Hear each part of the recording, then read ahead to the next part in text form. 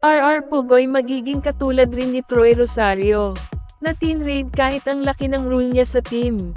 Ang biglaang pag-trade kay Troy noon ay ikinagulat yun ng husto ng mga fans. At ngayon mukhang may pakakawalan na naman ang TNT bukod kay Mikey. May mga rumors kasing lumalabas na pwedeng mapasama o magiging trade asset si Pugoy para sa gagawing trade ng TNT.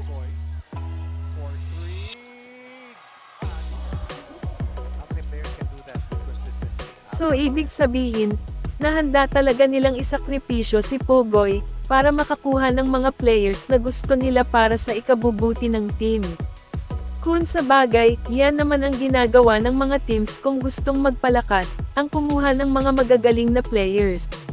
Pero malakas naman ang lineup ng TNT ngayon.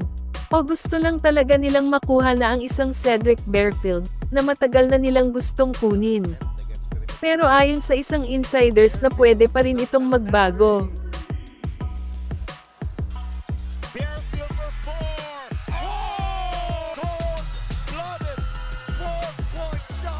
Samantala, ang daming naganap sa basketball life ni Renz Abando. Kamakailan lang ay napabalita itong maglalaro sa MPBL, dahil ang daming offer na natanggap niya. Nandyan na ang Pangasinan, Basilan, Abra at ang Cebu. Pero lahat ng yan ay tinanggihan niya at ang dahilan ay hinihintay daw muna niya kung may offer sa labas, kaya na-turn off na ang MPBL sa kanya sa paulit-ulit na rason.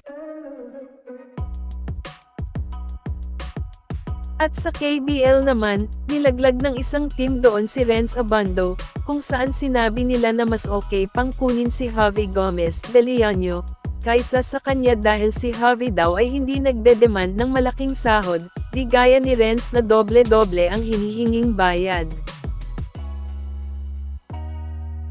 Isa siguro sa dahilan kung bakit nag-demand ng malaki si Renz dahil nag-champion ang team niya na anyang, kaso lang hindi pumayag ang dati niyang team sa gusto niya, dahil sa sobrang laki na rin.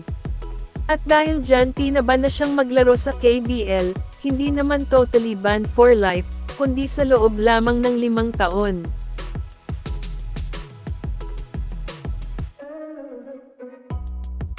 Sa ngayon wala pang offer na natanggap si Renz mula sa ibang liga gaya ng B-League. Siguro isa sa mga dahilan ay ang sobrang laki ng kanyang talent fee. Sayang yung MPBL. Sana tinanggap niya muna yon, habang wala pang offer sa labas.